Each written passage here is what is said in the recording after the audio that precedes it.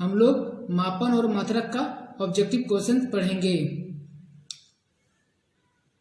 पहला 10⁻³ ग्राम को कहते हैं 1 किलोग्राम, 1/100 ग्राम, मिलीग्राम या डेसीग्राम। तो क्या हो जाएगा? मिलीग्राम। फिर अगला 1 नैनोमीटर बराबर है 10⁻9 मीटर, 10⁻⁻9 मीटर, 10⁻10 मीटर या 10⁻⁻4 मीटर। तो क्या हो जाएगा? 10⁻⁻9 मीटर। फिर निम्नलिखित में से कौन सी दूरी नैनोमीटर में सुविधापूर्वक लिखी जा सकती है? केस नली का व्यास, कागज की मोटाई, पृथ्वी से शुक्र तक की दूरी या परमाणु का व्यास। तो क्या हो जाएगा? परमाणु का व्यास। फिर प्रकाश वर्ष किसका मात्रक है? समय, दूरी, प्रकाश का चाल या इनमें से कोई नहीं। तो क्या हो जाएगा? दूरी। फिर 1 क्विंटल बराबर है 1000 किलोग्राम, 10⁻² किलोग्राम, 10⁻6 ग्राम या 10⁻4 किलोग्राम। तो क्या हो जाएगा? 10⁻² किलोग्राम। फिर अगला पार्सेक मात्रक है खगोलीय दूरियों का, नाभिकीय दूरियों का, समय का या सुपरसोनिक की गति का। तो क्या हो जाएगा? खगोलीय दूरियों का।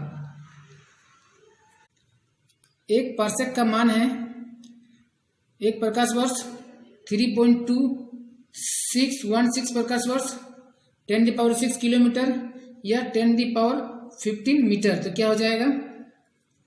3.2616 प्रकाश वर्ष। फिर किसी वस्तु की गति को सुपरसोनिक गति, प्राथमिक गति कहा जाता है, जबकि उसकी मैक संख्या 0 हो, 1 हो, 1 से अधिक हो या 0 हो, 1 के बीच कुछ भी हो। तो क्या हो जाएगा? 1 से अधिक हो। फिर एक नॉटिकल मील का मान होता है 1000 फीट, 1000 मीटर, 1852 मीटर या 6000 फीट। तो क्या हो जाएगा? 1852 मीटर। फिर फेदम मात्रक है जलयान के वेग नापने का, समुद्र की गहराई नापने का, जलयान की दूरी नापने का या चक्रवात के वेग को नापने का। तो क्या हो जाएगा? समुद्र की गहराई नापने का।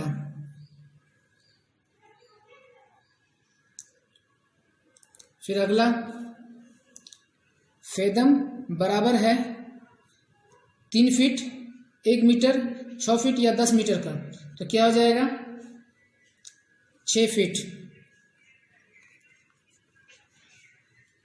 फिर अगला एक प्रकाश वर्ष बराबर है लगभग 10⁻11 किलोमीटर, 10⁻15 मीटर, 10⁻16 मीटर या 10⁻14 मीटर। तो क्या हो जाएगा? 10⁻16 मीटर।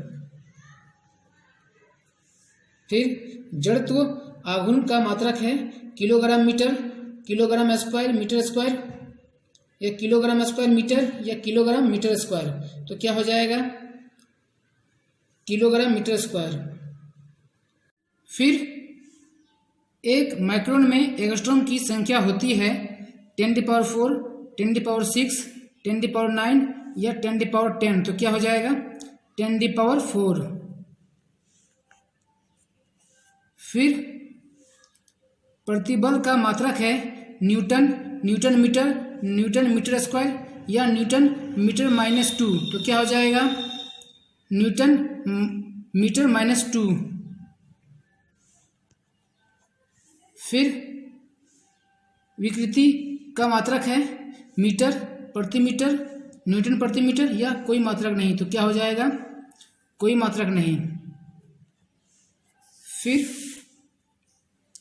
यंग प्रत्यस्थता गुणांक का मात्रक है न्यूटन मीटर स्क्वायर, न्यूटन प्रति मीटर स्क्वायर, न्यूटन प्रति मीटर या न्यूटन मीटर। तो क्या हो जाएगा? न्यूटन प्रति मीटर स्क्वायर। फिर MKS पद्धति में G का मान होगा 980 मीटर पर सेकंड स्क्वायर, 9.8 मीटर पर सेकंड स्क्वायर, 11.8 सेकंड या 9.2 मीटर पर सेकंड स्क्वायर। तो क्या हो जाएगा? 9.8 मीटर पर सेकंड स्क्वायर।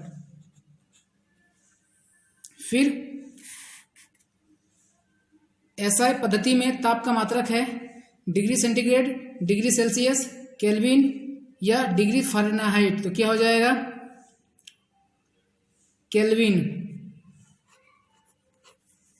फिर रेडियन इकाई है समतल कोण का, घन कोण का, दोनों का या इनमें से कोई नहीं। तो क्या हो जाएगा? समतल कोण का। Thank you.